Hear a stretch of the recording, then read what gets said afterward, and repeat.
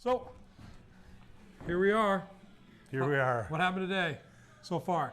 Our plans were foiled by Mother Nature. Yeah. So, do tell.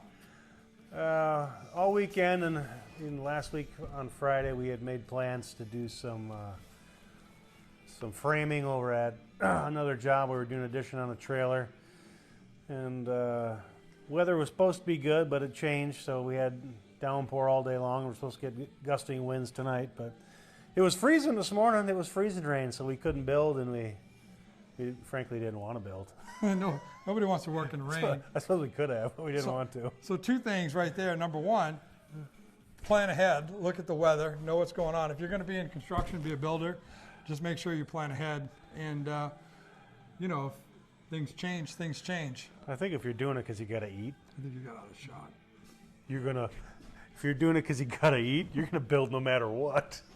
No, yeah, if you got to eat. But another good thing on the third point is if you have a couple jobs going at once, not getting overwhelmed with too many jobs, but having an inside job and an outside job. As long as your customers are okay with that, yeah. But I think that's a good idea, having an inside job and an outside job.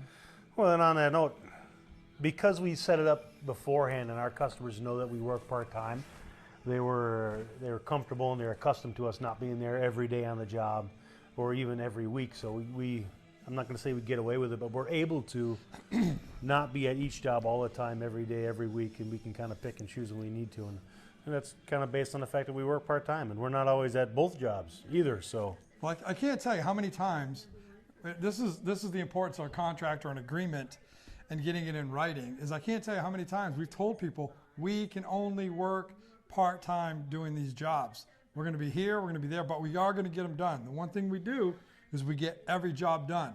We don't take any money and then not show up. We get every single job done. But I can't tell you how many times I've had to pull out like the point, hey, you said this was going to happen and it didn't happen. That pushed the whole job back.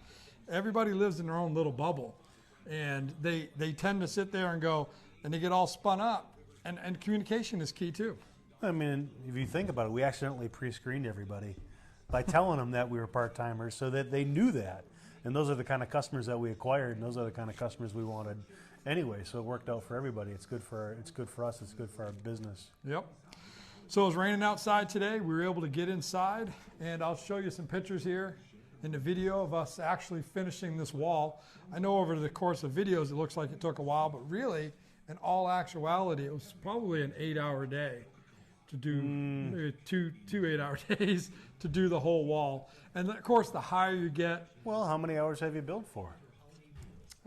Yes, well, probably 16 hours. It's taken us quite a few hours. And not only that doesn't just include the time we spend here. It's cleanup time, setup time, it's drive time.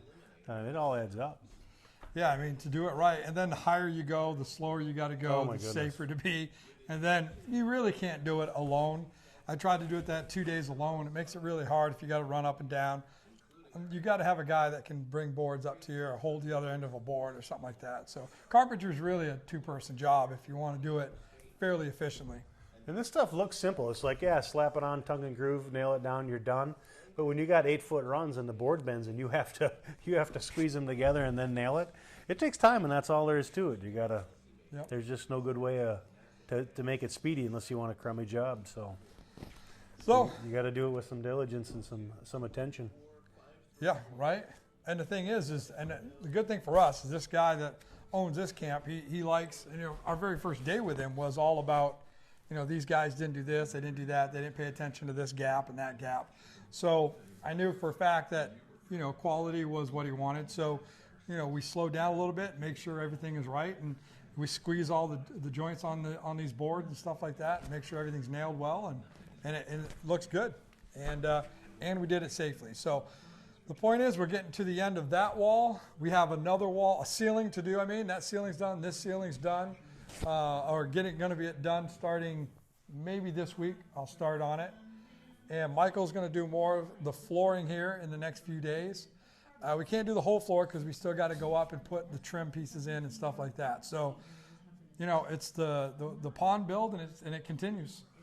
I'll tell you what, if you're a tongue and groover and you've done pine like this before, and you want to leave a comment, I don't know if you can see it, but up at the peak If you know a way to work back from the peak and still catch up on this end, going up, so we can make that tongue and groove somehow catch in the middle, you let us know. I want to know how to do that because I can't come up with a good solution. I'll tell you what. Other than start here and work our way up and meet there. If you wanted to get a job and you wanted to do, you know, a lot of people when they start a job like this, you know, you might have a wall to do or a couple walls. I'll tell you what, this was a crash course on tongue and groove because the whole place is tongue and groove. Top to bottom, inside and out. Top to bottom. I mean, it is unbelievable amounts of tongue and groove. So for us to be able to do that, it's pretty awesome. It is. It's very rewarding to see it all go up and look as good as it does. Yep. I agree. So I'll put some pictures on there. Make sure that you subscribe, hit that like button, and not just hit it. Smash it. Smash it. Crush it. Hammer it. Hammer it. And leave a comment. I'll make sure some of the things they were open for comments, some of them wasn't because there have been comments left. Okay. So I'll keep an eye on that. Don't even know how to do that, so we'll figure that out. It's a learning process, and that's what we're doing. We're learning. And like I said on the last video, I'm doing this so that, you know, my kids down the road can see this, which is kind of cool too. Yeah. And 10 years down the road, we can look back and we don't just have. It's not. I mean, it takes time to set a couple things up, but not very much. A minute or two, and things are set up. But I think what you learn, and being a photographer myself, is you don't appreciate the pictures and videos now, you appreciate them down the road. True. And so we'll be able to look back at this and how handsome we were. Yeah, right. I know you guys all check in to see how handsome I am. The lack of gray hair that we'll have. Then we'll have full gray hair, maybe a little bigger. But you know what? That's the way it is. And we'll be able to see that, and we'll be able to look back and laugh at it, and it'll be cool. So anyway, you know, hit the like button, smash the subscribe button, hit the notification bell, and we'll see you later. Take care.